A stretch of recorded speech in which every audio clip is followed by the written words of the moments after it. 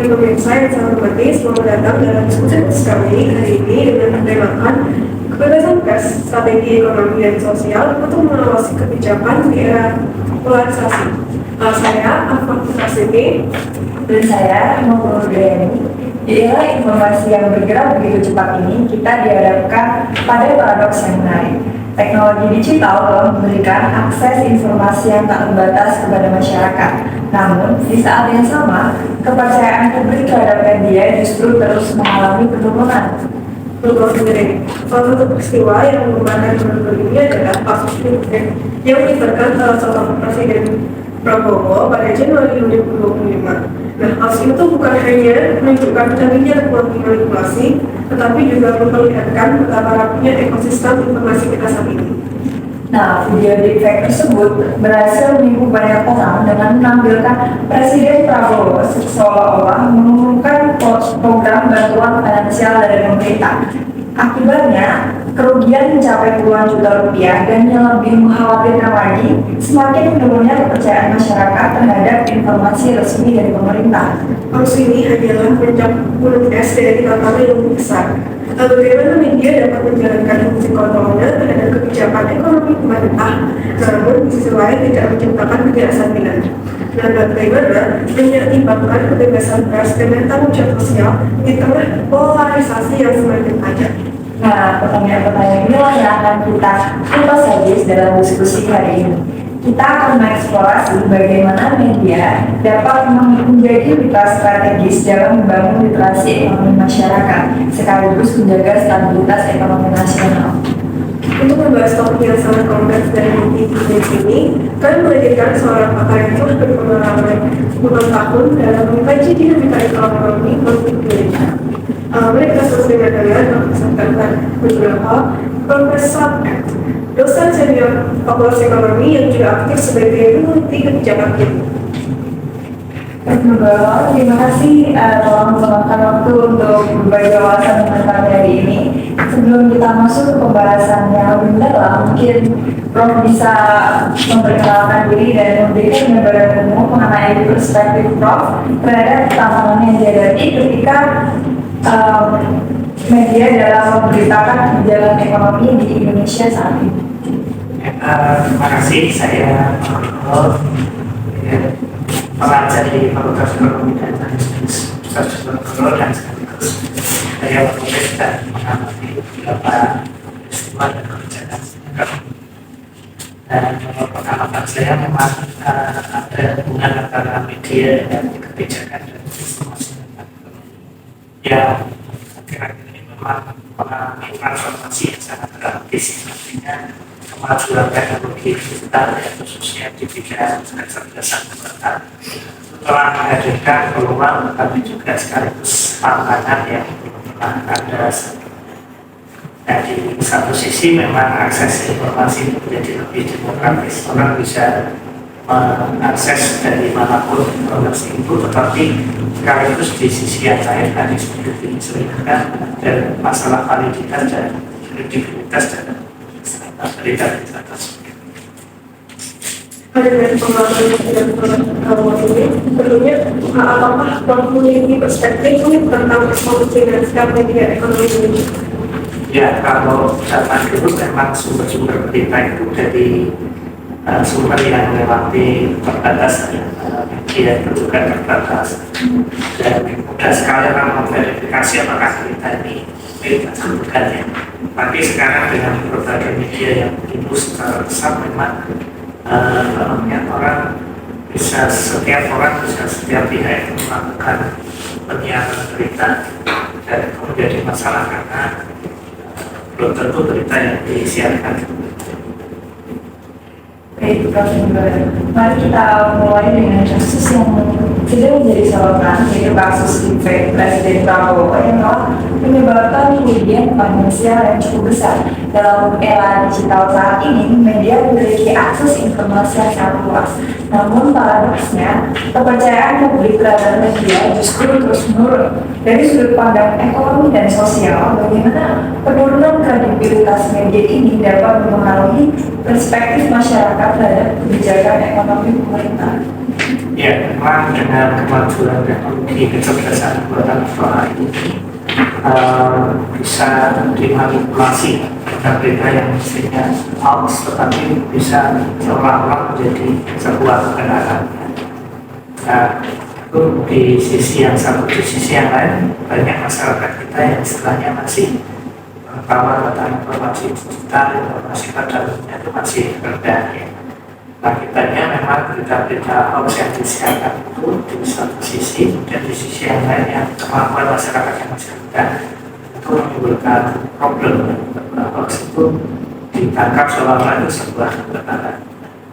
Jika memang itu hoax dan memang tidak akan terjadi, tapi masyarakat menganggap bahwa itu benar, sehingga memang hal itu akan menurunkan kredibilitas pemerintah. Seolah pemerintah hanya membuat janji tapi tidak melaksanakan. Saya kira sangat berbahaya. Bicara soal implementasi kebijakan, kita tahu bahwa persepsi publik yang terpolarisasi terhadap media sering berpengaruh langsung pada respon masyarakat terhadap kebijakan fiskal dan moneter, seperti kebijakan subsidi, terus pengendalian inflasi, atau penetapan suku bunga. Dan dalam kondisi seperti ini tuh, bagaimana sih narasi media yang tidak kredibel bisa muncul distorsi ekspektasi ekonomi masyarakat? Ya, memang di era kebebasan pers sekarang ini ada juga banyaknya media online maupun cetak, kemudian juga media sosial untuk membuat memang ada polarisasi yang tidak terhindarkan. Artinya satu berita yang sama bisa diberitakan oleh berbagai media itu dalam narasi yang berbeda. Memang demikian. Sebenarnya Menteri Info dan Digital itu sudah menerbitkan sertifikasi. Jadi misalnya media online itu disertifikasi mana yang dia mendapat sertifikasi sebagai media yang kredibel dan tidak. Ya, cuman memang pelaksananya masih banyak juga media online yang tidak karena dia kebebasan pers tidak diberikan dibiarkan, tetapi sebenarnya masyarakat bisa memilih media-media yang dia ada sertifikatnya. Biasanya kalau media online yang ada sertifikatnya itu di webnya dia ada sertifikat resmi dari informasi dan digital. Nah, lalu bagaimana ini harus disikapi? Saya kira juga di samping media itu memberitakan yang benar, saya kira peran para ilmuwan ya, untuk menjelaskan dengan benar kepada masyarakat tentang kebijakan tentang ekonomi, sehingga masyarakat mempunyai pengetahuan yang benar tentang hal ini. Nah, hal yang menarik dari penjelasan Prof tadi adalah peran media sebagai jembatan informasi. Dalam kondisi yang sudah Prof tadi jelaskan, media berperan sangat penting sebagai penghubung antara kebijakan ekonomi dan pemahaman publik. Menurut pandangan Prof, sejauh mana kualitas pemberitaan ekonomi saat ini mendukung peningkatan literasi ekonomi masyarakat Indonesia? Ya, memang sebenarnya kalau media itu benar ya semacam sensor pribadinya ya, bisa dia mensensor berita-berita itu mana yang benar dan mana yang tidak, dan bagaimana menyampaikan secara benar pada masyarakat dan bahasa yang benar. Dari sisi media dan dari sisi ilmuwan sebenarnya juga punya peran bagaimana dia harus juga membantu menjelaskan kepada masyarakat dengan bahasa dan supaya masyarakat sudah paham terhadap pembicaraan ekonomi yang dikeluarkan pemerintah maupun fenomena ekonomi yang dia ada dua pihak saya kira yang perlu bekerjasama, dari medianya sendiri yang punya sensor ekonomi, dia juga para ilmuwan yang mestinya berliterasi masyarakat informasi. Dan sekali ya Prof, namun kita juga tidak bisa mengabaikan realitas bahwa banyak media saat ini bergantung pada model bisnis berbasis klik dan iklan yang sayangnya sering mendorong terciptanya konten yang sensasional. Apakah Prof melihat adanya resiko jangka panjang terhadap stabilitas ekonomi jika media terus mendorong narasi ekonomi yang biasa atau dangkal demi mengejar keuntungan? Ya, iklan itu yang pertama iklan.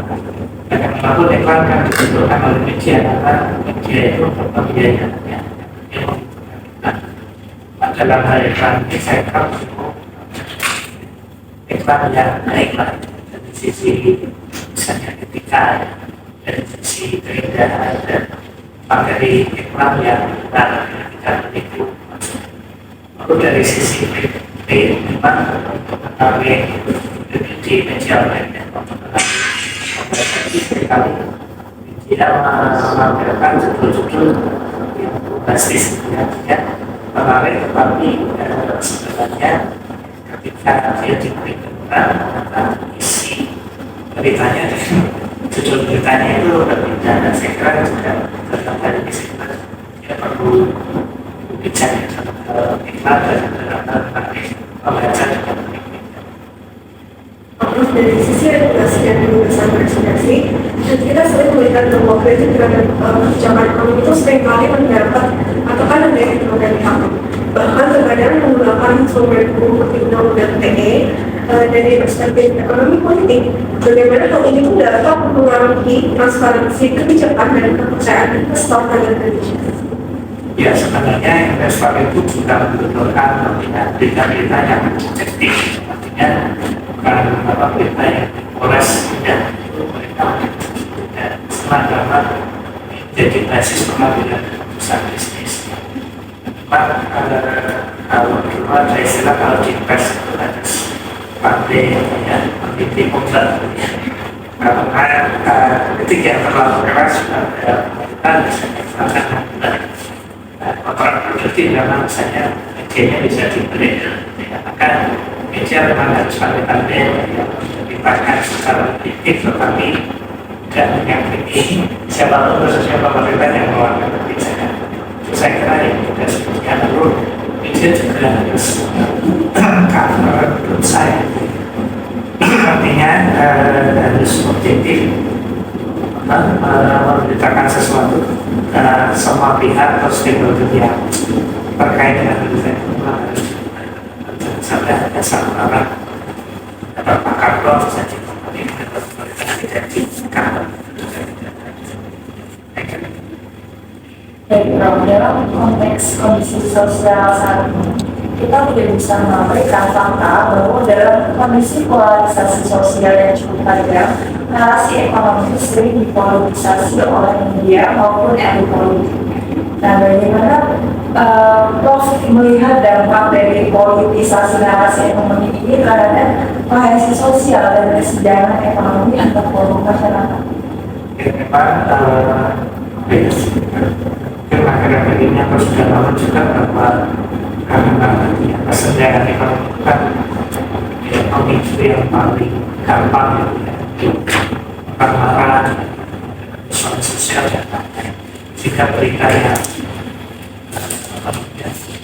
sedikit ada unsur negatif itu gampang sekali memicu masalah sosial. Maka yang memang politisi dan media harus lebih mementingkan kepentingan yang lebih besar saja, sama kepentingan politik global dan kepentingan masyarakat. Bagaimana sejarah ini dia akan datang, dia harus bicara. Kalau dari sisi media saya kira juga dia harus hati-hati untuk memberitakan kasus-kasus. Dari di negara lain, berbagai negara maju, media sering digunakan sebagai sumber untuk membangun narasi ekonomi nasional, terutama dalam situasi merespon krisis ekonomi. Menurut pandangan Prof, apakah pendekatan seperti ini itu relevan untuk diterapkan di Indonesia? Dan jika iya, bagaimana cara menjaga agar media tetap dapat bersikap kritis namun tidak kontraproduktif? Ya, memang dan mengatakan misalnya Bank Indonesia itu katakan bahwa komunikasi ini merupakan awal kebijakan yang disampaikan. Kalau saya dari itu mereka menganggap bahwa komunikasi ini awal kebijakan. Artinya komunikasi yang baik itu membuat kebijakan itu juga efektif. Lalu bagaimana menyampaikan hati-hati dan kritik, saya kira juga media mestinya jaga tidak menyampaikan dengan baik. Dari sisi pemerintah saya kira juga karena ini era kebebasan, kalau tidak bisa saya kembali ke sana, baru saja yang bisa memberi kebebasan pers. Pemerintah saya kira jangan terlalu ketat lah membatasi pemberitaan dan kebebasan pers. Baik, sekarang kita akan masuk ke sesi tanya jawab yang lebih spesifik. Bagi para penanya, kami persilakan. Mungkin di sini saya izin.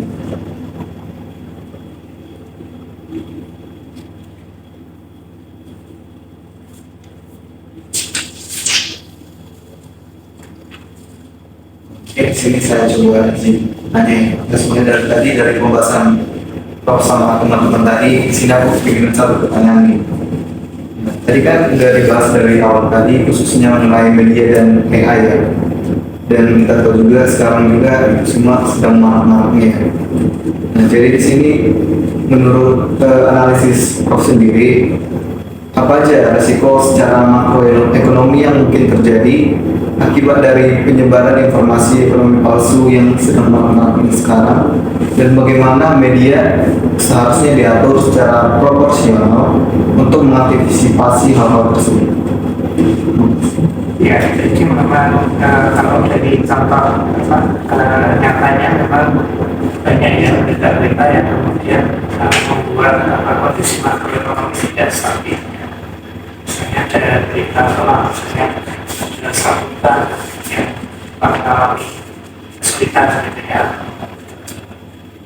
Identitasnya diragukan lalu jika itu banyak nasabah yang tidak menarik dananya mengalami dari perbankan dan mengalami juga yang akan dari kasus dana talang karena bank besar dimasukkan ke dalam dana talang atau orang khawatir itu bagaimana masih dana saya malah terjadi yang namanya penarikan atau kas yang besar itu berapa dimasukkan ke dalam pengelolaan dan bagaimana kita menyikapi hal ini mestinya bahwa tadi yang dari sisi pemerintah mungkin ya perlu regulasi yang memadai untuk membatasi media yang tidak kredibel gitu. Artinya ya sertifikasi dari info dan tinggi itu sangat penting. Lalu dari sisi masyarakat sebenarnya juga harus melakukan cek dan recheck yang jangan gampang memakan isu yang benar. Dari sisi pemerintah dan pembuat kebijakan saya kira juga perlu memantau kalau tersebar isu atau hoax itu lalu bagaimana hoax ini bisa dihentikan misalnya konferensi pers atau keterangan yang benar tentang kehidupan masalah itu yang sebenarnya.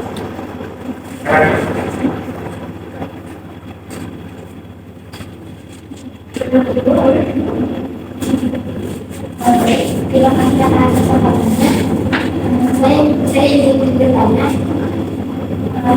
bagaimana seharusnya kita menyeimbangkan antara kebebasan pers yang bersifat fundamental dalam demokrasi dengan tanggung jawab media untuk tidak menciptakan chaos ekonomi? Apakah menurut Bapak ada batasan-batasan etis yang harus diterima dan diterapkan oleh media dalam melaporkan isu-isu ekonomi yang seperti itu?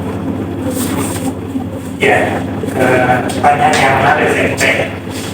Pertanyaan ini saya kira media mestinya bagian. Yang pertama dia punya sensor mandiri, artinya sebelum melansir atau memberitakan sesuatu itu memang dilihat dulu apakah berita ini benar. Lalu yang kedua apakah dengan pemberitaan itu akan menimbulkan hal negatif atau reaksi yang negatif dari masyarakat. Dan yang kedua memang seperti tadi saya sampaikan media itu harus cover both sides, mengcover dari dua sisi, banyak sisi lah, jangan hanya satu arah. Misalnya karena media tertarik untuk Tapi yang ini menarik pembaca, saya mewawancarai beberapa hal yang keras, dari sisi tadi mungkin memang dia menarik, tetapi mestinya harus cover untuk saya itu sambil akar misalnya dari sisi pemerintah regulasi apakah ada seperti ini kan betul atau tidak, dan dari sisi masyarakat sehingga mereka menjadi lebih berita. Kemudian juga media mestinya memiliki apa yang kayak tim ekonomi ya, tidak hanya kementerian dasar tadi. Dia mestinya mempunyai tim ekonomi yang dia bisa meneliti pemberitaan ekonomi seperti ini misalnya benar atau tidak. Dan kita melihat juga kalau di fenomena masyarakat banyak wartawan-wartawan ekonomi itu sebenarnya bukan dari disiplin ekonomi, maka dia dari komunikasi atau dan bidang yang lain, dan yang rawan dengan karena kalau kita orang-orang yang mungkin paham isu seperti ini kalau kedudukannya dunia, tapi karena wartawan juga disiplinnya macam-macam, bisa dia mengcover berita itu tidak, maka memang mestinya harus ada dia punya ekonomi layak dia mensensor berita-berita. Karena Ada yang mau bertanya lagi? Baik Prof, saya izin bertanya. Kan ini terkait dengan ekosistem digital saat ini, platform media sosial kan seringkali memiliki algoritma yang dapat membatasi jangkauan konten tertentu, baik secara transparan maupun tidak. Nah, bagaimana hal ini dapat mempengaruhi kebebasan pers, khususnya dalam konteks pemberitaan ekonomi? Dan apakah menurut Prof diperlukan regulasi khusus untuk menjamin akses informasi ekonomi yang setara bagi seluruh masyarakat? Terima kasih, Prof. ya, memang media mempunyai kebebasan yang menurut saya hampir tidak terbatas gitu ya, dan mereka bisa menciptakan algoritma sendiri gitu ya, sehingga bisa menarik pembaca lebih banyak. Menurut saya memang diperlukan ya aturan tentang algoritma itu supaya tidak menciptakan echo chambers ya, yang menciptakan polarisasi. Sehingga memang diperlukan platform media online dan itu lebih transparan mengemukakan algoritma kerja mereka.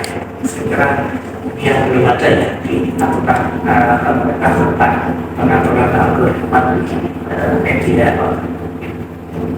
itu sih. Sebagai pertanyaan untuk sesi manajer ini, Prof, jika Prof diminta untuk merancang sebuah strategi jangka panjang agar media dapat menjadi mitra strategis yang efektif dalam menjaga stabilitas ekonomi nasional sekaligus meningkatkan literasi ekonomi publik, apa saja sih prinsip-prinsip dasar yang harus ada dalam ekosistem media Indonesia untuk seluruh depan? Ya, yang pertama sebenarnya saya sebutkan perlunya profesionalisme dari awal media. Jadi kalau bisa ya, misalnya tadi kalau wartawan ekonomi mestinya dia juga sarjana ekonomi, sehingga paham betul apa yang dia beritakan gitu ya. Lalu yang kedua juga harus ada kolaborasi atau kerjasama yang baik ya. Pertama antara media dengan akademisi, karena peran akademisi ini dibutuhkan tadi untuk menjelaskan secara benar berita-berita ekonomi dalam bahasa yang populer. Kemudian juga para praktisi ya, sehingga juga perlu dilibatkan juga karena mereka yang nanti menjadi konsumen ya. Misalnya dunia usaha kan konsumen berita ekonomi, berita tentang kebijakan. Kemudian juga untuk menghindari bisnis media tadi mengandalkan LinkedIn misalnya tadi, sehingga media juga melakukan diversifikasi usahanya, sehingga dia tidak tergantung dari bisnis media, tetapi juga tergantung dari penghasilan yang lain. Kemudian juga pengaturan tentang algoritma media banyak yang diatur. Media kalau melakukan pengaturan algoritma, mereka mungkin tidak memperhatikan objektivitas, tapi dengan memanipulasi algoritma bisa menarik pembaca yang banyak. Nah, itu yang mungkin kita usulkan ke pemerintah yang beri info dan digital supaya juga diatur. Terima kasih Prof. Diskusi yang sangat mencerahkan hari ini telah memberikan banyak wawasan harga tentang tantangan dan peluang yang dihadapi media dalam memberitakan kebijakan ekonomi di era polarisasi ini. Dari seluruh pembahasan kita, tampak jelas bahwa tidak ada solusi sederhana untuk masalah yang kompleks ini. Betul sekali. Yang menjadi benang merah dari diskusi kita adalah pentingnya keseimbangan, yaitu antara kebebasan dan tanggung jawab, antara kritik dan stabilitas, antara inovasi teknologi dan juga pelindungan dari manipulasi informasi. Semua ini memerlukan kerjasama yang erat antara berbagai pihak. Untuk pemirsa di rumah, sepenting yang dapat kita ambil adalah bahwa kita semua memiliki peran dalam menciptakan ekosistem informasi yang sehat. Sebagai konsumen informasi, kita memiliki tanggung jawab untuk memverifikasi berita sebelum mempercayai dan menyebarkannya. Dan kita perlu menjadi pembaca yang cerdas dan kritis. Media yang profesional dan tanggung jawab memang menjadi kebutuhan mendesak. Namun hal ini tidak akan terwujud tanpa adanya dukungan dari pembaca yang menghargai kualitas konten.